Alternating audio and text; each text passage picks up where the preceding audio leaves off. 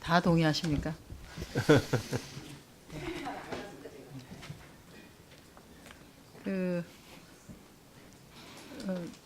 저희가 그 최저임금은 인상된 게 이제 10월 달이니까 이제 10달째 들어가는데 자꾸 의원님들이 1년 반, 1년 몇 개월 이렇게 말씀을 하셔서 마치 최저임금이 인상된 게 지난해부터 인상된 것으로 착각하고 계시는 것 같아서 미리 한번 좀 정리를 해봅니다.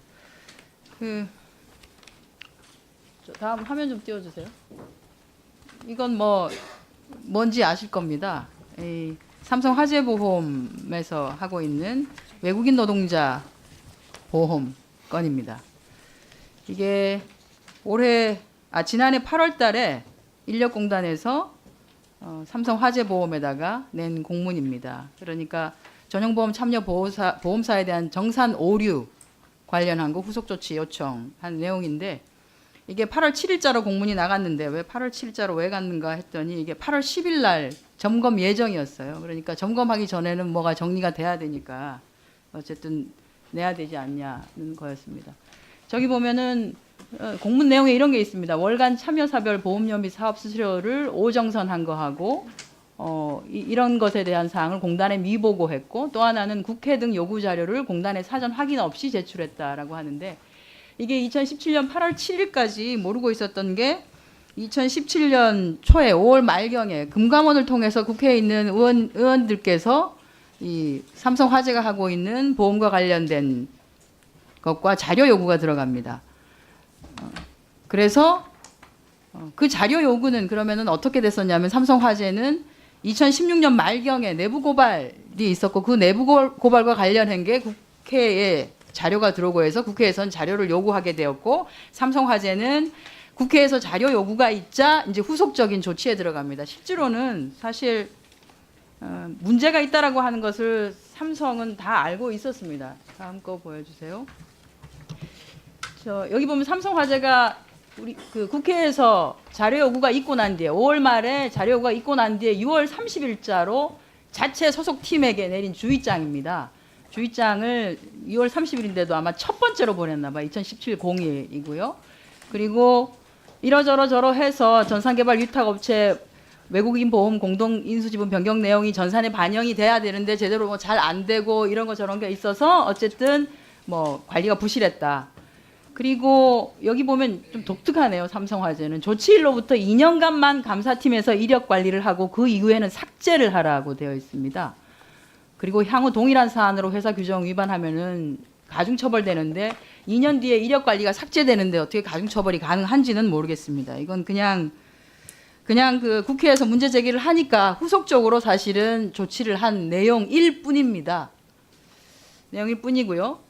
또 하나는 저렇게 재발 방지 각서까지를 만들어서 국회에다가 제출을 했죠. 왜냐하면 5월 말부터 7월까지 국회에서 한 3분에 걸쳐서 의원님들께서 자료 요구를 했습니다. 그러니까 이게 그냥 대충 정리해서는 안 되겠구나 하는 게 삼성화재의 내부 판단이었던 것 같습니다.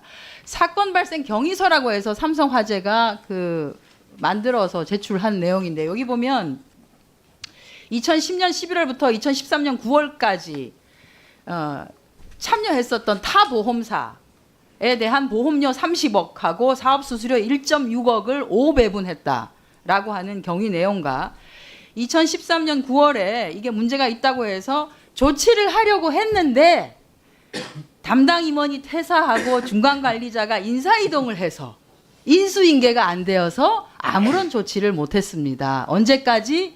2016년에 내부 고발이 있을 때까지. 이게 우리가 삼성화재라고 하는 기관에서 있을 수 있는 일이라고 생각하는지 잘 모르겠습니다. 근데 인력공단은 또는 노동부는 그렇게 판단을 했던 것 같아요. 아무튼 그 이후에 내부 고발이 있고 해서 2017년 들어서 금융감독원에 보고하고 이렇게 정리가 됩니다. 그리고 이제 공단에서도 8월 10일 날 노동부와 공단은 점검을 해야 되니 이미 국회에서 이러저러한 지적이 있고 한 것에 대해서 공단도 관련 서류를 갖추어서 이걸 마감을 해야 되는 상황이 있는 거죠. 정리를 해야 될 거 아니겠습니까? 그죠? 그리고 공단이 패싱 당한 것도 있고요. 이런 상황이 있었는데도 불구하고 전혀 몰랐던 것에 대한 분함 이런 것들이 좀 있었던 것 같습니다. 전산 시스템 오류가 사소한 것은 결코 아니었습니다. 같이 참여했던 보험사에게 보험료가 제대로 지급되지 않은 것 또는 수수료가 제대로 지급되지 않은 것이 사소한 것이 절대로 아닌 것임에도 불구하고 그냥 사소한 것이라고 했고 공단에서도 이런 내용조차를 매년 점검을 하면서도 파악하지 못했던 것 같습니다. 다음 거 보여주세요. 자, 이제 노동부는 2004년에 이 보험이 도입되고 나서도 도입 당시부터 거의 계속 수의계약으로 삼성화재에다 운영을 맡겼습니다. 그리고 2006년부터 12년까지는 컨소시엄 형태로 해서 몇 개의 보험사가 같이 운영을 했었고요.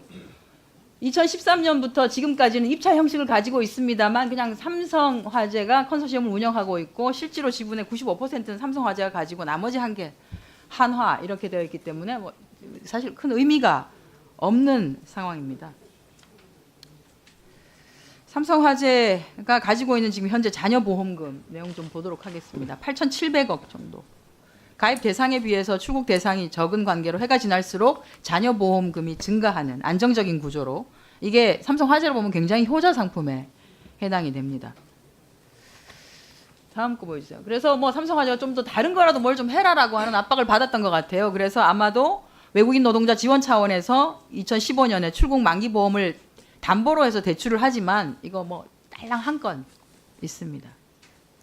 그 다음 거 보여주세요. 이 난리를 겪고도 삼성화재에 대한 시스템 점검표에 특이사항이 없습니다. 특이사항이 없어요. 어떻게 특이사항이 없을 수가 있죠?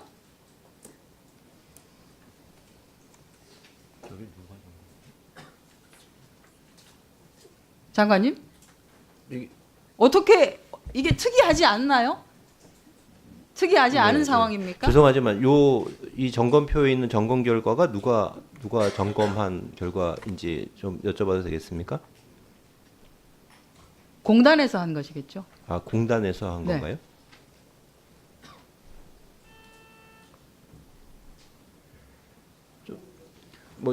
그 의원님께서 지적하신 여러 가지 문제가 있다라는 것을 저희도 지금 인지를 하고 있고 특이사항이 없음으로 정리를 하는 것은 앞으로도 계속 삼성화재 특이사항 없이 잘 관리하고 있기 때문에 삼성화재 예, 그 부분에 대해서는 저희가 적정히 개선 방안을 한번 검토해 보도록 하겠습니다.